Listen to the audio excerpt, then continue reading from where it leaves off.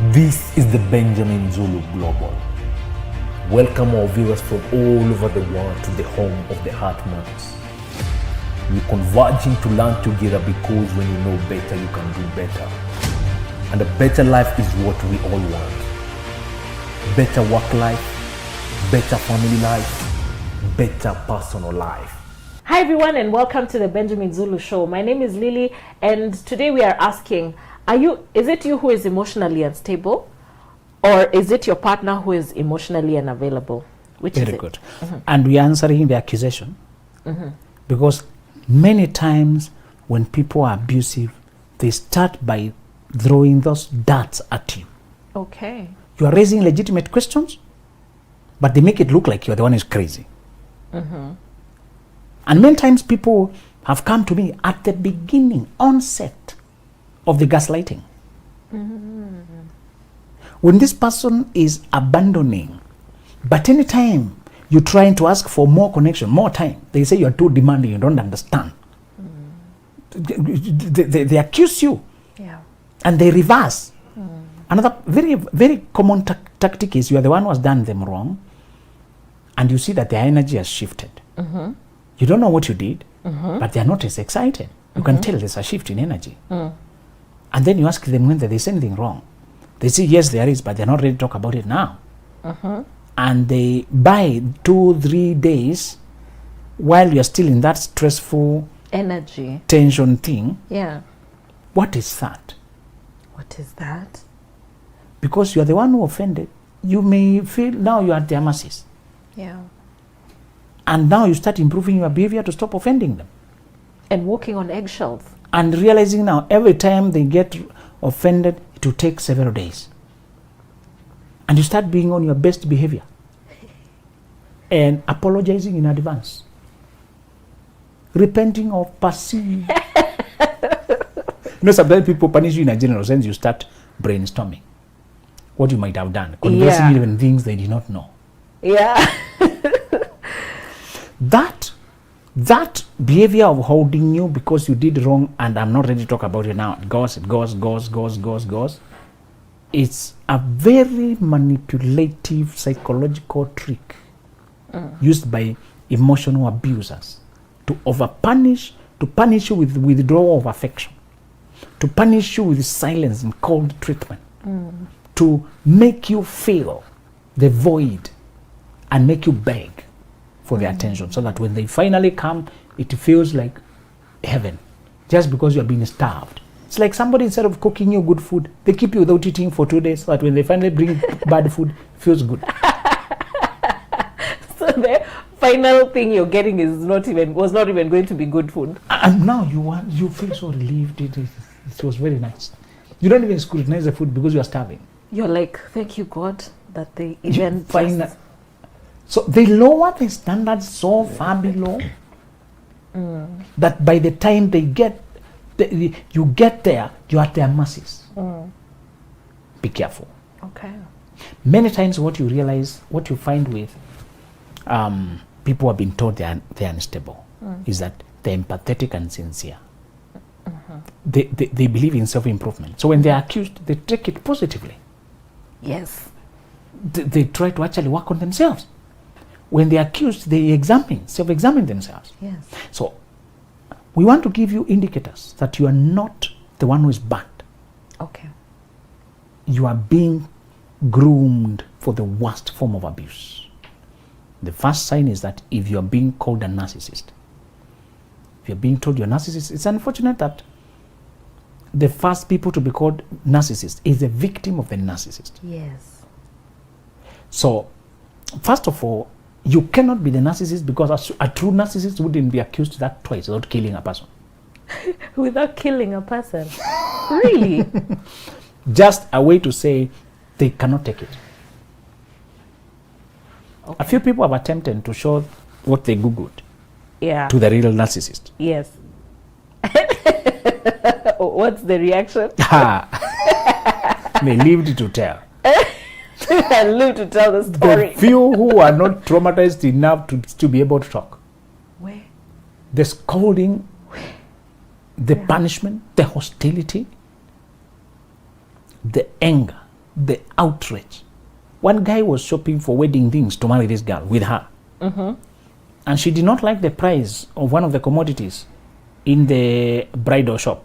And she bargained, and the shopkeeper was not too lenient, said, for that commodity, that's the best price. She drew her feet and wanted to cancel everything they'd bought there. And she became psychotic, dramatic, screaming. Maniac. Exactly. And it was a sin, and the man's there because he has never seen this side. And he's wondering, man, and we are telling him, next, you will be next. So ask yourself, when you're on the side of the shopkeeper, will you handle that? And you know, sometimes you have to act like you are not this person. You stand also among the crowd. Yeah.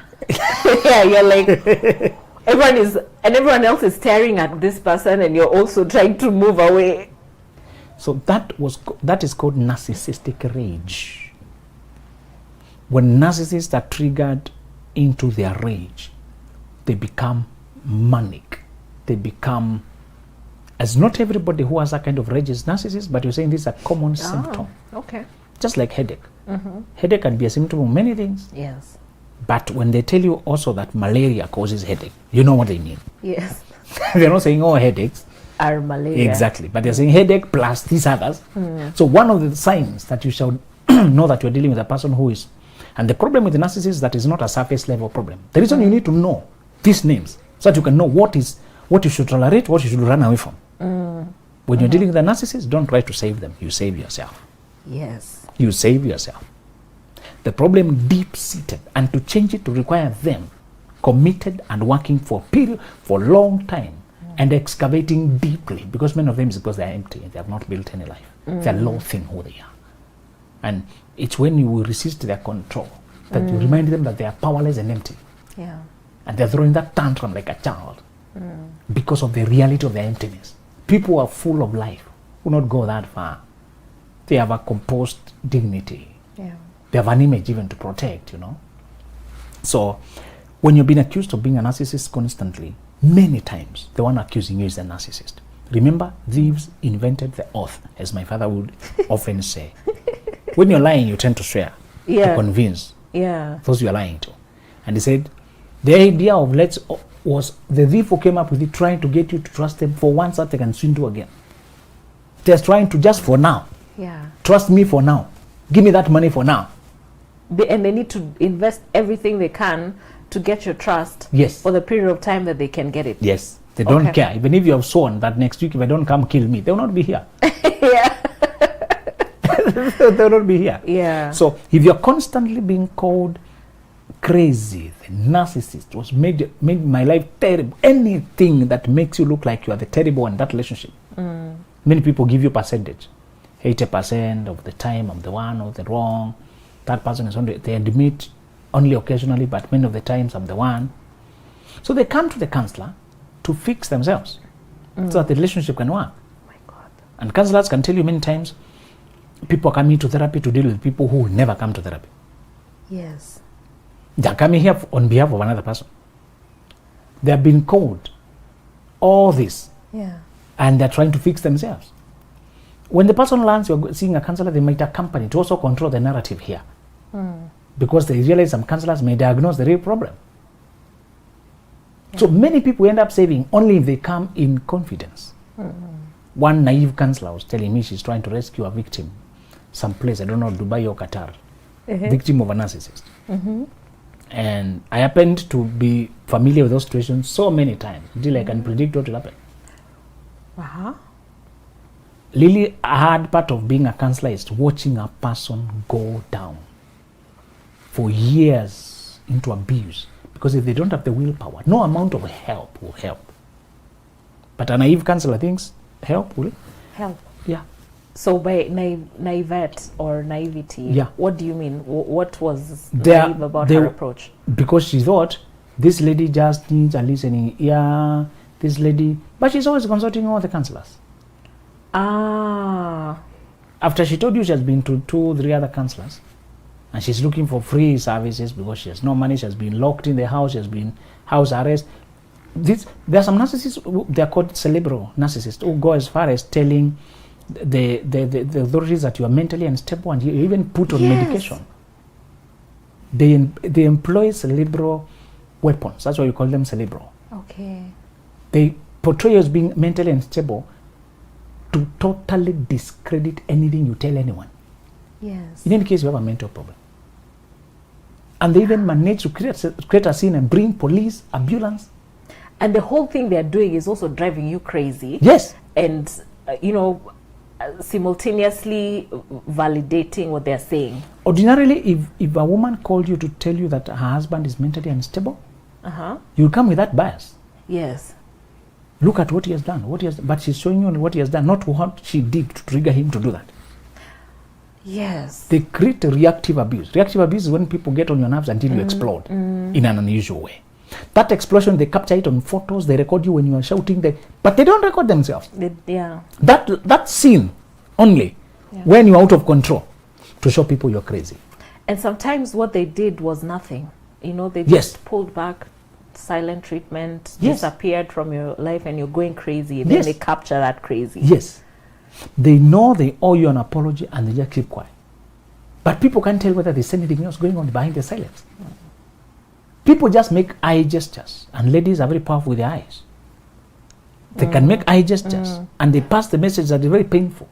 And you're here throwing her feet as a guy and she's recording, saying, do you see now the craziness in front of people?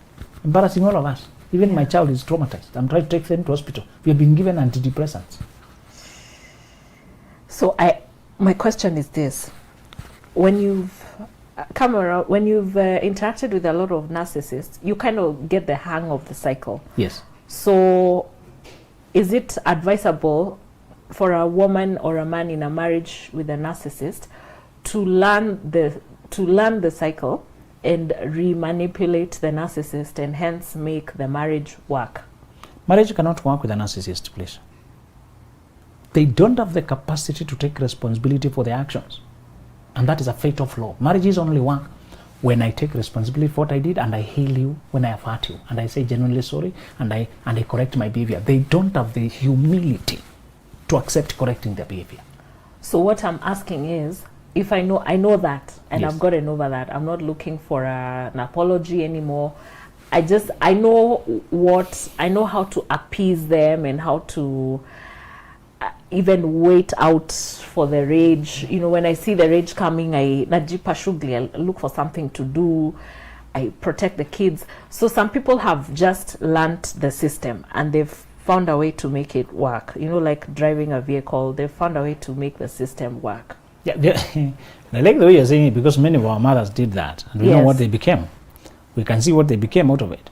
So yes, you can live with an abuser if you stop asking for anything, stop expecting anything, do everything they say, become a mat for them to work on, never ask them anything for what they did, always be the one on the wrong, take blame for everything they do, never expect to be even when they step on your toe, say, sorry, I put my leg on the way. Even when they refuse your food, say, sorry, I did not cook as perfectly as one. Even when they cheat, sorry, I made you cheat. So take responsibility for everything they did, never expect an apology, become a mat for them to work on, become nothing. And many of our mothers became nothing. And also fathers. I've seen many men who stayed with a very abusive, psychotic woman. And she ran the whole family berserk. When you don't leave, children have no option. When a parent leaves, they give the children, one, a role model for what to do when you're abused, and number two, an alternative home when this is not hospitable. Okay? When you're being called narcissist constantly, many times it's because the one who's calling you that is preempting you calling them that, and is using that to make you work to correct something that is not even wrong.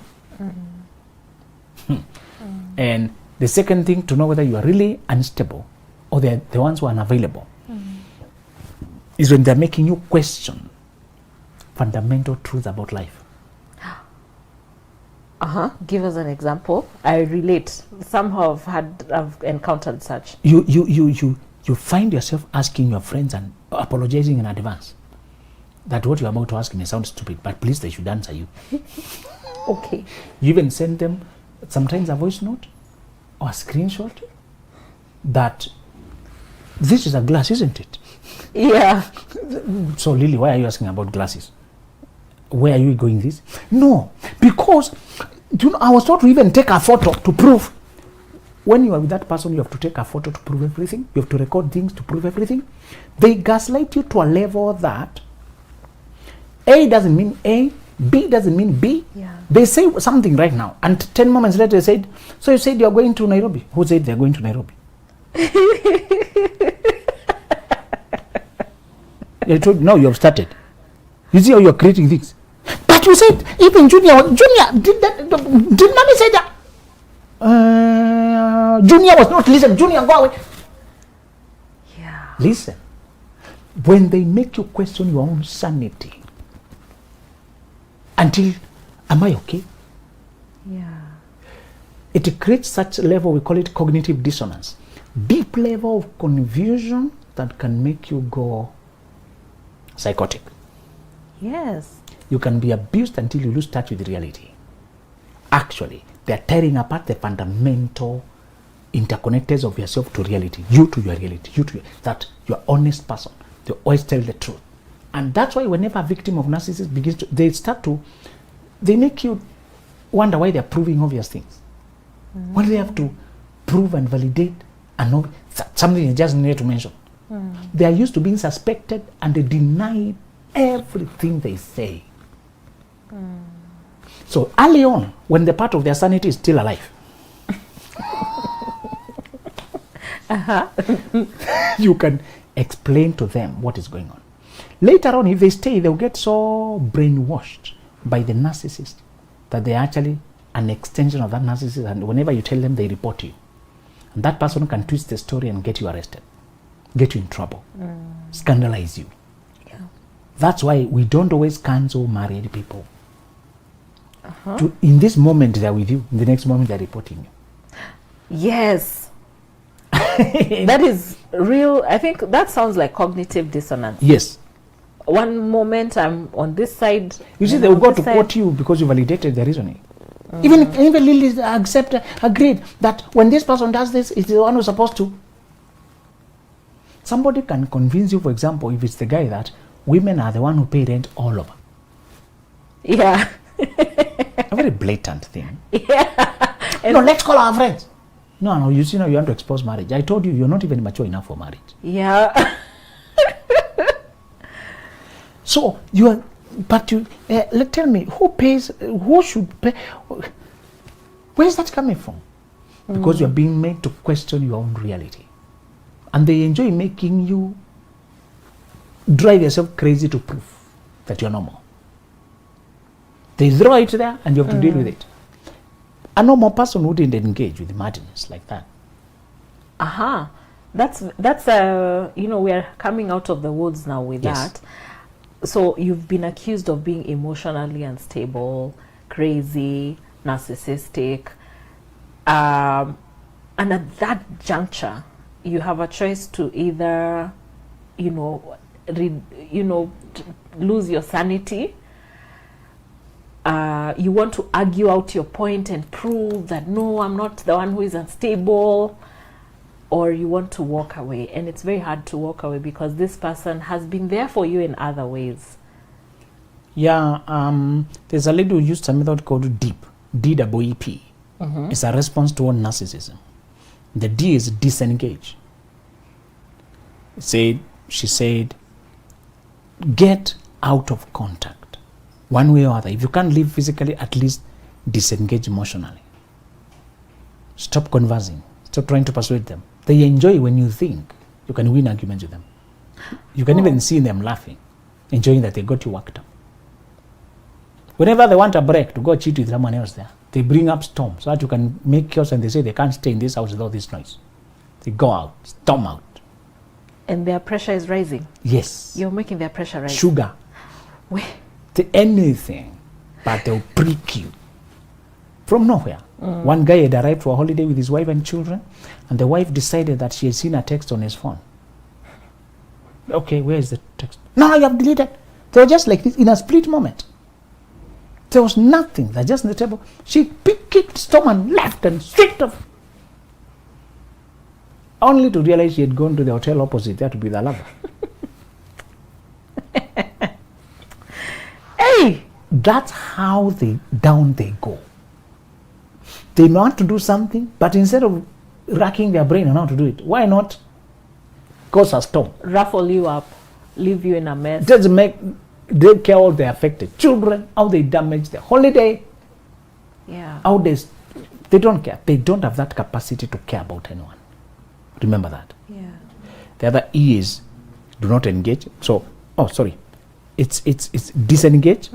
The other one is empathy. Stop having empathy of what they went through, because they usually have an alibi, a traumatic story of what they suffered, and you keep trying to help them overcome that. Yeah. They were left, abandoned. True stories, please. Many of them are not made up. Even the uncle can validate. And then they are helping those people who abused them.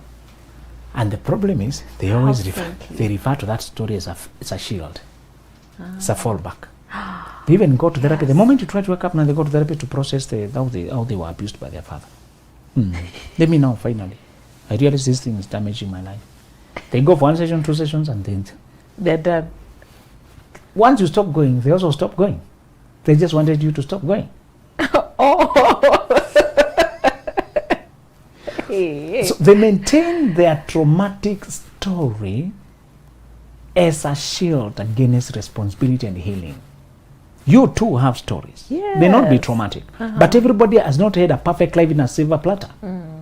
We have had things that could have destabilized if you don't overcome them, heal from them. For example, something like self-confidence and self-esteem is supposed to be instilled by caregivers, but many caregivers did not instill it. Yet many people have low self-esteem and they were not abused. We have had to build our own self-esteem on our own, to teach ourselves we deserve, we are worthy, we are beautiful. 91% of women have a problem with their bodies, research shows. By the American Association of Eating Disorders. Okay. The right guys to research. You should believe that report, because the guy who's asking the research you should know. Yeah. They were trying to prove that a lot of eating disorders are body image associated. And they came to realize, actually, even without eating disorders, a lot of women wish to change something about their body. The 10% who are comfortable with their bodies are the ones who are regarded as queenly, or this beautiful, because they're not over trying. These others are overcompensating. This is what we are saying.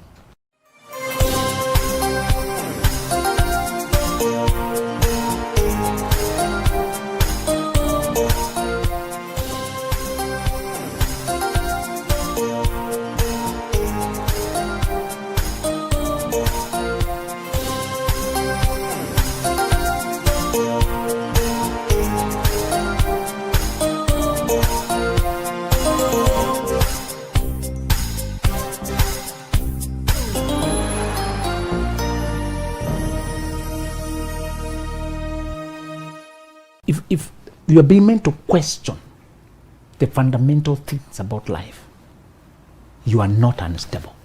The things you never questioned before you met this person. Remember, we said another way to diagnose a narcissist is to use the outside approach method. You scan your life with a telescope. So you get outside your life and you look at before and after. Sometimes do a trip, literal trip.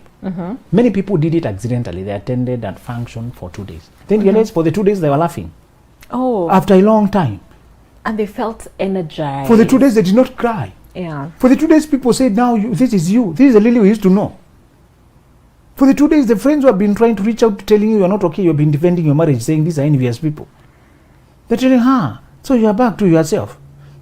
You know, some friends are savage. Yeah. Okay. So where is your so-called? You know they have nothing to lose. They know you from some place. Yeah. You guys had a freeness. Yeah.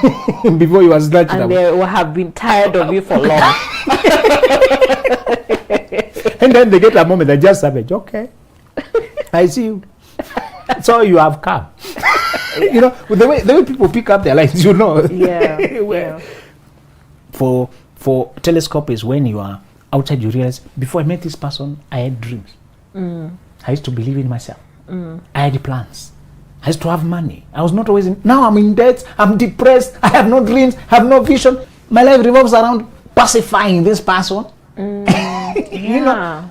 Or it's high stress. Sometimes narcissists are so aggressive. You can't pin it to them. You just know your relationship has a problem after problem, chaos after chaos, argument after argument, tears after tears, chaos after chaos. Sometimes it's not, you can't pin. They're so skillful at creating the unrest that you just know our relationship.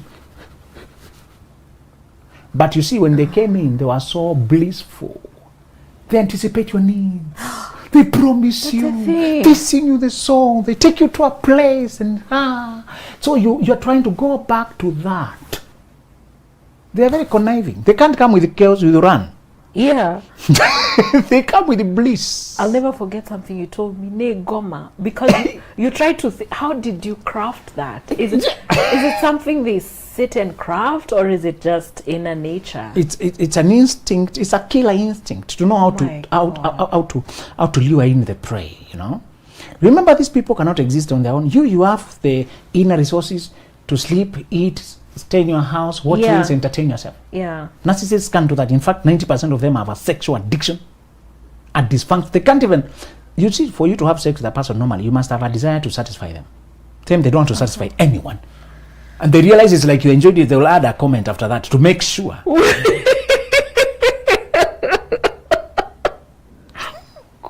Yes, they can't imagine. One lady said, you know, we hear you guys talking about intimacy. Some of us have just been told there is no foreplay, admiration, or anything. Somebody jumps on you, jumps out. And I'm wondering, why have you normalized that until you're making it your life, you're normal?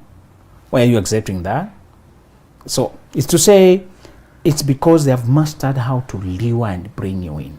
The last thing I want you to know, that you are not unstable. Okay. It's them who are unavailable. Mm-hmm. It's when they have vacated the sacred places of your union. Mm-hmm. They have vacated the bedroom, for example. They sleep in another room. Mm-hmm. That's the only place in this world that's only two of you. Which other room? It's only two of you. There's no other room. Yes. The rest of the house, people visit, workers go, children do. You may think bedroom is just a room. It's we can call it a sanctuary or a special place for your love, both of you.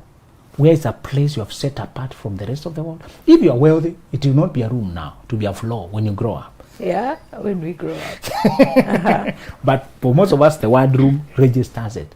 The place for us. But people vacate, start sleeping on the couch, the other bedroom, with the children. The moment people are vacating for some reason, because you gave birth, you hear those excuses. Yeah, I was going to ask, what are some legitimate and illegitimate reasons for vacating a bedroom? You don't vacate a bedroom. For any reason. When I got a child and for any reason, we raise the child together. Let's get a baby called Thea. My turn, wake up. Your turn, wake up. You don't abandon your woman during maternity, during babysitting. That's the time you need together the most. That's the time you need to stick together if you genuinely love each other. Okay, let me speak for a woman who maybe has a husband who snores very loudly and he's waking up the baby. He keeps waking the baby and we really want the baby to sleep. So she moves out temporarily on agreement basis, or issues of time, your sleeping time and my sleeping time are not aligned. You want to sleep at 4 a.m., wake up at 12 based on your work schedule, and I want to sleep at 7 p.m. so that I can wake up at 5 a.m. And that clash makes us required to sleep separately sometimes. What happens to your intimate life? An appointment, right? An appointment, right? Next week, Tuesday, do you feel like fooling around? Listen, I understand the difficulties, especially of a guy who has a loud generator, like, there's some people who snore like a frog. So and then the next generator, the next is a Porsche meal, and finally we have an airplane. So according to the ranking of where the noise is, we may have to manage some problems, genuinely speaking. Yeah. But let me tell you, the intimacy of a couple should not be sacrificed for convenience. A baby may need that kind of care. Maybe, is it for weeks or whatever? But people should find middle ground where you don't sacrifice your closeness. Because not just before the snow, what about the pillow talk? What about looking at how you feel? What about seeing the expression you have at the end of the day? Seeing how I can heal the fatigue, just empathize, just acknowledge how difficult it was for you today. Okay. Just noticing how you're coughing or you're sneezing at night. Care needs closeness. Remember that. I need to be close to notice small things about you.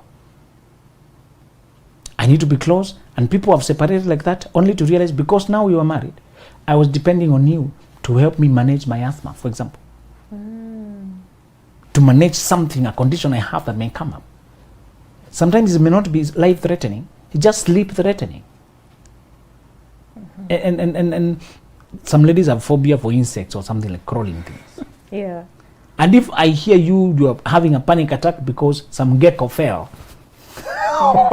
Yeah. and now you can't sleep the whole of that because you are alone, the panic was more because normally when it happens, you cling on to your partner. Yeah. Let me tell you, the intimacy of rolling over and find your partner there, there's some things you do not sacrifice for convenience. And we are not saying there is no time that we'll have. And I would rather the baby moves out, not any of us.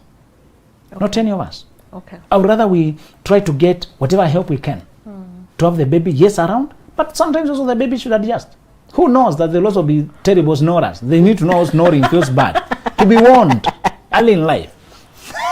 Should not catch this habit. Yeah. You know? Yeah. Just to say, yes, sometimes you may have to, especially if a doctor has recommended or there's a problem like that. Child, raising a baby is very dynamic. There's a lot of dynamics. But the sanctity of the bedroom connection should not be the sacrificial love for many things that are convenient related. Because once we get used to parting ways to different bedrooms, how far does that go? What is it communicating to other children or to the workers or to anybody around else? What does that say, President? So when they vacate the bedroom and it's not for any of these legitimate reasons that you had agreed upon, or they vacate the marital bed, they are there physically, but they are not there emotionally. Sometimes ladies just don't want intimacy. Or it can be the guy. But many times, I know lady have used it for many times, and the guy tells you for the last 8 months. How many months? 8 months. The lady has been sleeping on the edge of the bed. With her jeans that have been... to fall off. With her belt buckled. Or body language that says you better keep your distance. With her bra on. You know? Yeah. And she has this back pain, fatigue, headache, you know, and or just they destroy the mood just before bedtime. You've been happy until just on your way to the bedroom. Something annoys them. Now they're angry. By the way, this thing of sleep, we need to discuss it a lot. But I remember there was one lady who would fall asleep on the couch for a long time and then only go to bed when the husband has fallen asleep. And I wondered what phenomenon that was. Yeah, they're avoiding being together consciously in the bedroom. They would rather tiptoe in or whatever, to the dissonance. And admittedly, sometimes the lady is avoiding you because you do it badly. And you're not advisable. Tellable, yeah. You are very defensive. The sexual area is very sensitive for men. It's very sensitive for men, and it's like they want to feel like they are great performers. Yeah. Performing in bedroom, performing in the kitchen, both need to be learned. I hope men learn that. Okay. That the woman is learning to cook for you, you're also learning. And in the bedroom is both of you learning, but the food and the kind of sexual, the energy, they have a similar trait in that they need to be learned. They're not automatic. You have never been with me. And we have now been together. The dynamic between us is new. I don't know why men associate it with just, I don't know what. They hope to come here and blow the woman away. Using what? So they're doing very weird things of expanding their organs. Please, don't make yourself look weird. Yeah. Remain how God made you. You'll be so surprised what triggers the woman. Yeah. It's more art. Yes. It's skill. It's how you learn it, and actually when you are curious, they happily teach you. Because women's body is a whole dimension other than men. Yeah. It's a whole new dimension. Yeah. And it's to say, when a person has vacated the marital bed, and the person has vacated the playful space between you. Romance is playful. Romance is not serious. You can't kiss a person when you are serious, for example. Go and try it. I need to kiss you so that I go. Can we kiss? Even you can't even discuss a kiss. I don't think so. You know. Yeah. I plan to kiss you, then I go to sleep. Yeah. No, you can't. Things that are romantic are spontaneous, playful, and relaxed. When they vacate that, and around you, they're always. People can vacate energetically. Yes. They're there physically. Yes. But that place of teasing, flirting, playing, they're not there. That's important, because I've had a lot of women tell their husbands, their ever-present husbands, that they're lonely. And he can argue from here to Timbuktu. What are you talking about? I take the kids with you. I'm with you. I pick you from work. Have you seen people in a car and they're very distant? Yeah. Next in the car, but they are miles apart. Their hearts are very far out from each other. There's no vibe between them. And then you come alive when you meet the other people. You find this Lily now laughing, going this way. You're falling back. Official laughter usually goes this way. The official laughter. Yeah, when you're the one to pacify your boss. You know it when we with an ending. You laugh with that. How come you're energetic out there where you are alive now and excited? There's this laugh women do and they finish like woo. You know, you see a person now coming to themselves when they're out, and yet when they're with you, they're serious and withdrawn.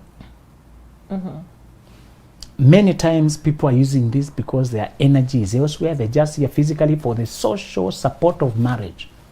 They're using you as a prop, as a backdrop to characterize their life as a family person when they are energetically absent. And if a person is a wonderful mom or wonderful dad, but they're not a wonderful husband, let them continue being that. Don't sacrifice your life. Leave and let them continue being wonderful for the children. While you're being wonderful for the children on your side. Will it destabilize the children? It will show them real life, that people can vacate on you and you have no option but to leave. Will it destabilize the children? It is them destabilize the children, not you. People abandon you and you want to leave. They're asking you that you're breaking a marriage. You broke it by leaving yourself. I have no option but to go look for life. This is a lie. Don't live a lie just because a person has done an invisible injustice. And you have to respond with a visible action. And now you're being accused as if you are the trigger. Yeah. You're not. I think we always have to be so sure who we are so that people will not have the privilege of describing it for us. And we don't have enough time to say, but we should mention that now that you've hinted at it. Stay connected to your voices of reason. Stop dating people asking you to stop talking to your girlfriends. Stop dating people who don't want you to talk to your mother. As much as you should not be enmeshed with your parents, when you're friends with a parent, they are a very good sounding board because they have your interest at heart. And if they're not interfering in your marriage, why would you cut away a relative who would have been your friend all along? A dad who always cares about you. Keep your voices of reason in your life. Anybody cutting them off, cut that person off instead. Okay. People should tell you to make time for family, not to cut off your associations. Yeah. There is that friend who you talk and you feel perspective, freshness, energy. Don't cut out the time for your friends, cut out the time for your voices of reason. They will know when you are being abused and they will tell you early on. Because when you're disturbed, you may check, and you're talking about the upcoming meeting for your women group. It was a call about a different thing, but they sensed your energy and they were disturbed. They say, this is that time I'm not seeing, you're not yourself. Is there anything the matter? And they just not, it coincides with the time that now you moved to the town your husband lives. Yeah. Since you moved to Nakuru, you have not been. What is happening there? What did you find? This city, we are used to things. Yeah. No, there's nothing, but I'm just wondering, am I overreacting? This he's just absent. We can't. I'm not sure. Can we meet for coffee? Yes, there is a Java here. You know, I have 1 hour between 4 and 5. I'll be there before 4. Yeah. You need those friends to drop everything. Yeah. To tell me what is happening. This happened, and then they tell you know what? That is not okay, but I don't have a name for it. But I have a counselor who can give you a name. Yeah. Call this counselor on your time. Don't save the number. Yeah. They may detect it. Where did Njeri Wamboka? Njeri Wamboga. Hi, Njeri. Yeah. So, who has saved you there? How many people have been saved by friends? Voices of reason. Yeah. A mother who told you early, you're getting lost, my daughter. Yeah. And at least she planted a good doubt that maybe you're being abused. And although you wanted to make it work, Yeah. when the other friend from college who added the same sound of reason, now you go, no, all these people can't be wrong. This is not it. Okay. Yep. Thank you, Benjamin, and thank you all for watching. It's been an amazing show. Make sure you do not abandon or cut off your voices of reason. See you next time. Bye. This is the Benjamin Zulu Global.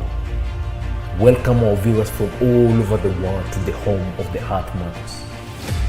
We're converging to learn together because when you know better, you can do better. And a better life is what we all want. Better work life, better family.